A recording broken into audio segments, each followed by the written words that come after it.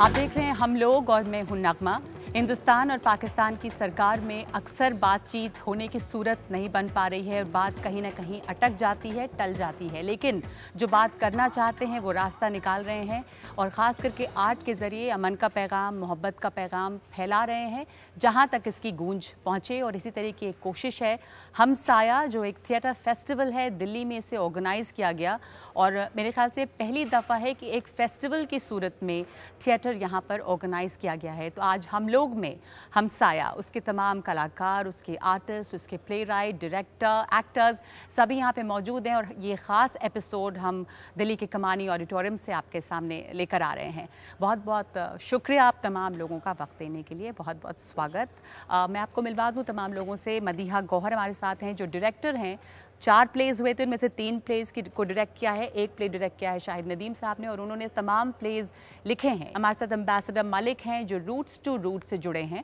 Roots to root वो organisation है जिन्होंने अजोका थिएटर के साथ कोशिश की और यहाँ पे ये फेस्टिवल ऑर्गेनाइज हो पाया। टीना बछानी हमारे साथ हैं रूट्स टू रूट की, जिनकी कोशिश की वजह से ये मुमकिन हो पाया है शायद। और हमारे साथ यहाँ पर अरशद दुरानी साहब हैं, वेटरन एक्टर, जिन्होंने अपनी एक्टिंग को बहुत वक्फे के बाद दोबारा से ढूंढा और बीच में बहुत अलग अलग रास्तों पर गए, जिसके बारे में हमें बताएंगे। ये नायाब है हमारे साथ, उस्मान साहब है हमारे साथ, पर तमाम लोगों से आपसे एक एक करके मिलवाऊंगी। मैं शुरुआत करना चाहती हूँ इस फेस्टिवल से कि जब आपने ये हमसाया फेस्टिवल यहाँ ऑर्गेनाइज़ किया, ये कितनी लंबी और कितनी मुश्किल कोशिश थी आपके लिए ये फेस्टिवल के तौर पर यहाँ ऑर्गेनाइज़ करना? वैसे देखा जाए तो बहुत लंबी कोशिश और बहुत मुश्किल काम हो सकता था, लेकिन अजोका जो है वो पिछले 26 साल से हिंदुस्तान आ रहा है और दिल्ली में हम मुसलसल आ रहे हैं, तो उस लिहाज से बहुत सारे काम हमारे देखे वाले थे, बहुत सारे चैलेंजेस, बहुत सारे हर्डल्स हमें मालूम था कैसे अबूर करने हैं। तो फिर एक विल थी हमारी और फिर रूट्स टू रूट्स की एक इस फील्ड में उनकी एक एक्सपीरियंस है, एक्सपर्टीज़ थी। सो मेरा ख्याल है कि तवक्कुआत से बहुत कम मसाइल पैदा हुए और तवक्कुआत से बहुत ज़्यादा हमें रिस्पांस मिला। हमसाया जो थिएटर है वो पीस है, अमन का पैगाम लेकर। जब आप पाकिस्तान से चले थे तो यही पैगाम साथ में था। आप लोगों ने कहा था कि ये अमन फैलाने के लिए, शांति फैलाने के मकसद से वहाँ से निकले हैं और ये वो भी वक्त है जब हिंदुस्तान पाकिस्तान की सरकार बार बार बात करने की कोशिश करती है और बातें अटक जाती हैं। और उस बीच में खबर आई थी कि अजोका एक थिएटर फेस्टिवल करने के लिए हिंदुस्तान जा रहा है। वाघा बॉर्डर करीब 40 लोगों ने क्रॉस किया। पूरे हिंदुस्तान में हमने परफॉर्म किया है, जिसे कहते हैं कि कश्मीर से कन्याकुमारी तक। एक्चुअली हमने कश्मीर में भी किया है, श्रीनगर, जम्मू, कन्याकुमारी तक किया है, केरला में किया है, कलकत्ता, बॉम्बे, पंजाब, जयपुर, लखनऊ, बॉम्बे, मतलब हर जगह।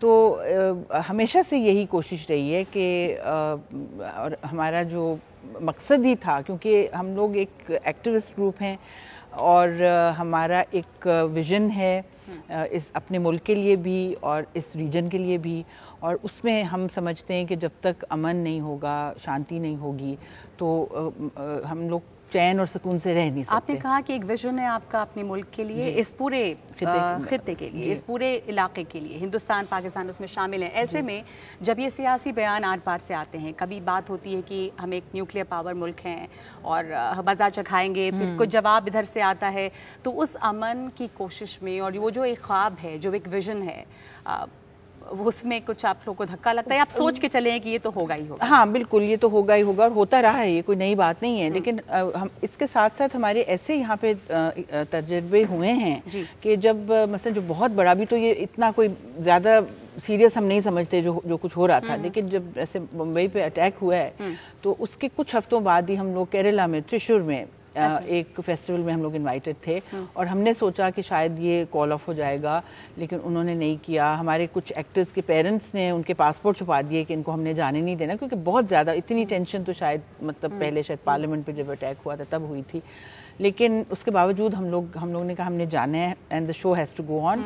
और जिस किस्म का हमें रिस्पांस, तब दिल्ली में भी हमने यूनिवर्सिटी में JNU में परफॉर्म किया, फिर केरला में परफॉर्म किया, और जिस किस्म का वहाँ पे रिस्पांस मिला तो उससे पता चला कि ये तो ऐसा पावर है थिएटर का परफॉर्मिंग आर्ट्स का कि ये सब चीज़ें जो हैं ये इरेलेवेंट हो जाती हैं और जो आप सीधा जाके लोगों के दिलों में आप बैठ जाते हैं और वो जो कम्युनिकेशन है वो इंस्टेंटेनियस होती है थिएटर की, क्योंकि आपके सामने एक्टर होते हैं, सामने आप ऑडियंस को देख रहे होते हैं, एक दूसरे को देख रहे होते हैं और वो जो देखना है, वो जो एक करीब आना है जी, वो चीज़ जो है वो किसी और परफॉर्मिंग आर्ट में मतलब लेकिन एक तो लाइन ऑफ कंट्रोल पे तो टेंशन होता रहता है, लेकिन जो लाइन ऑफ कल्चर है उस पर कोई टेंशन नहीं, उस पर only love, only shared entertainment, enjoyment.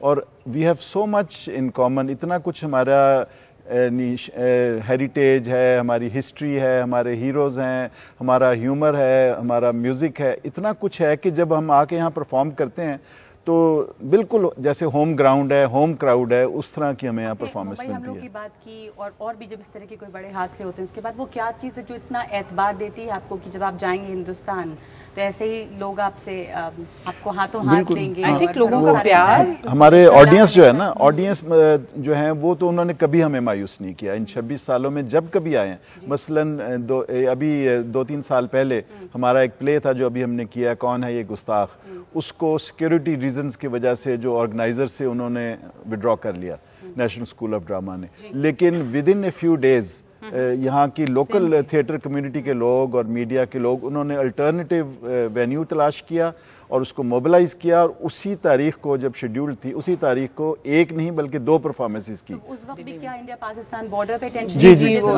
LOC पे वो बेहेडिंग्स हुई थी और वो बहुत पैनिक हो गया था और वो कुछ आई थिंक आपके जो एक्सट्रीमिस्ट ग्रुप्स हैं जैसे हमारे हैं यहाँ भी हैं, दे वर प्रोटेस्टिंग और वो पैनिक में कुछ पाकिस्तानी ग्रुप्स थे, हॉकी टीम थी, कुछ आर्टिस्ट थे, they were being sent back, so we became victims of that, but we didn't go back without performing, we performed in Delhi, not where we were scheduled to, which was here, यहाँ कमानी में हमने करना था, लेकिन हमें तो लोगों के प्यार ने और उनका मतलब जिस तरह लोगों ने कहा कि हम मतलब एक्चुअली मुझे किसी ने आके कहा कि हम शर्मिंदा होंगे अपने आप को इंडियन कहलाने से क्यों अगर आप लोग बगैर परफॉर्म किए हुए पाकिस्तान चले जाएंगे, और उसकी वजह से हम रुके और हमने वो परफॉर्मेंस की। टीना वछानी, रूट्स टू रूट जो आपके ऑर्गेनाइजेशन है जो इस काम में लगी है, रूट्स यानी ROUTES, रूट्स टू रूट्स, अपनी जड़ों तक जाने का रास्ता आप तलाश रही हैं दोबारा। आपकी ये कोशिश कब कैसे शुरू हुई, क्यों हुई, वजह क्या थी इसके पीछे?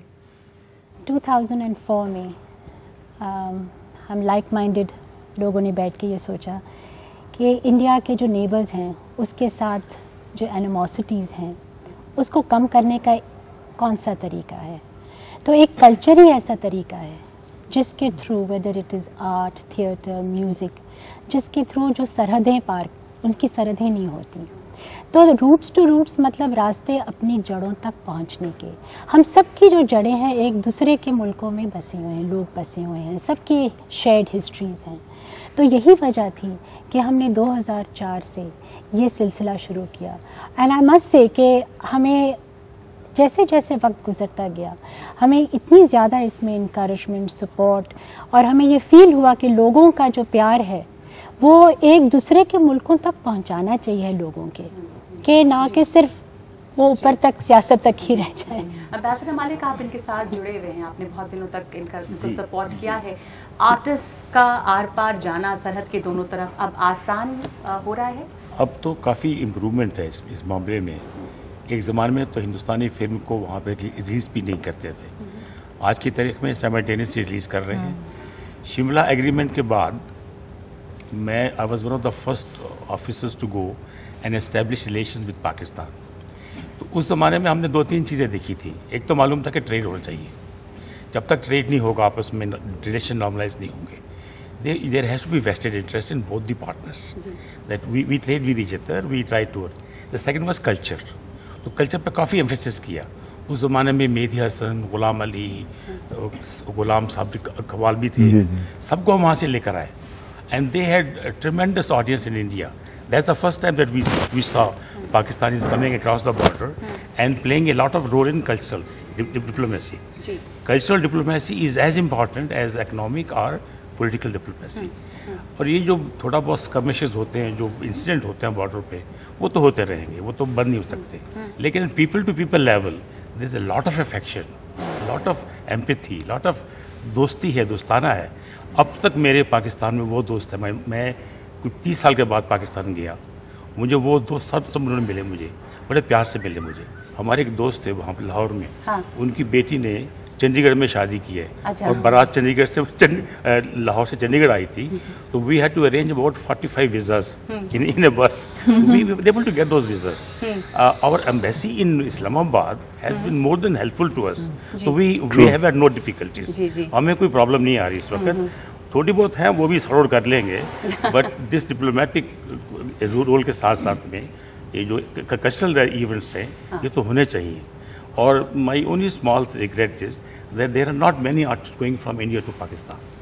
That's my regret. वहाँ से ज़्यादा लोग आ पा रहे हैं। हमारा अभी इरादा है, अभी नेक्स्ट ईयर, इससे पहले भी हमने 4-5 साल इंडो पाक थिएटर फेस्टिवल्स किए थे जिसमें इंडियन ग्रुप्स को बुलाया था, और अब हम फिर रिवाइव कर रहे हैं from next year. So lot of Indian theatre groups will be coming. वो आप इनवाइट करेंगे उनको वहाँ पे, ताकि जी वहाँ एक इंडो पाक फेस्टिवल हो रहा है, लेकिन वो एक्चुअली वजह उसकी ये भी है कि जो पाकिस्तान में सिक्योरिटी कंसर्न्स हैं, हमारे तो अपने वहाँ पे कॉन्सर्ट्स और ये चीज़ें सब मतलब बंद हुई हुई हैं। थिएटर तो हम लोग कर रहे हैं, और वो भी मेरे ख्याल में हमारी डेडिकेशन क्या है इसके बारे में मैं जानना, जो आप कह रहे हैं कि वहाँ पे प्रॉब्लम्स हैं परफॉर्मेंस की, कॉन्सर्ट्स वगैरह बंद हैं। पाकिस्तान में हालात बुरे थे, अब कुछ बेहतर हो रहे हैं, लेकिन पिछले 7-8 साल से तो बहुत बुरे हालात। और आप लोग तो खास करके अजोका थिएटर तो जो सरकार एस्टैब्लिशमेंट के खिलाफ बहुत थिएटर और एक्टिविज्म करते रहे, तो आपके लिए तो और भी मुश्किल नहीं होगी। सरकार की जो है उसके तो हम आदी थे शुरू से ही, 1984 से हमें पता था कि उसको कैसे हैंडल करना है, लेकिन ये सरकार तो विजिबल है, उसको तो आप अटैक भी कर सकते हैं। ये जो इनविजिबल एनिमी था ना, जो एक्सट्रीमिस्ट थे, टेररिस्ट, उन्होंने एक टेरर का एक उनका ये तरीका था कि परफॉर्मेंसेस को अटैक किया जाए, थ्रेट्स भेजे जाएं, लेटर्स भेजे जाएं। उसकी वजह से काफ़ी एक लोगों में, एक ऑडियंस में भी खौफ आया था, तो कुछ ख़त्म हो गए थे कॉन्सर्ट्स होने, और बाज़ प्रोमिसेस में कल्चरल इवेंट्स ख़त्म हो गए थे, लेकिन things are now quite steadily improving. So we hope that by next year we'll be able to revive that festival.